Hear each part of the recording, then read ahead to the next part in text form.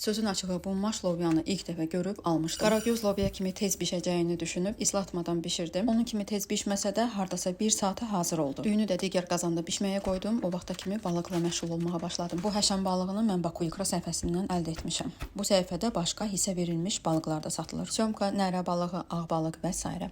Balığın iri sümüklərini təmizlədim, dərisini özündən ayırdım və kağızın arasına qoyub bükdüm. Heç vaxt belə balığı aşla yeməmişdim. Hər zaman səhifələrdə, paylaşımlarda görürdüm bunu. Və parda bişirilən duzlu balığın dadı düyü ilə birlikdə həmişə mənə maraqlı olub. Ona görə də bu dəfə bu cürlə bişirməyə qərar aldım. Artıq düyümü süzmüşəm, lobyam da hazırdır. Qarışdırıram bir-birinə. Tərəyağını da təbii ki unutmuram. Balığımız da parda qəşəng bişdi və hissə-hissə düyünün üzərinə yığırıq. Hər zaman öyrəşmişik düyünün üzərində ət və ya toyuq olmalıdır. Bu dəfə isə tam fərqli bir dadı yoxladım. Sizə deyim ki, çox bəyəndim. Düyü, lobya və hissə verilmiş balıq. Bir də bunu sürülü plovla da hazırlayırlar. Nə yalan deyim, o dadı da heç cür təsəvvür edə bilmirəm. Bəs siz hansını sevirsiniz?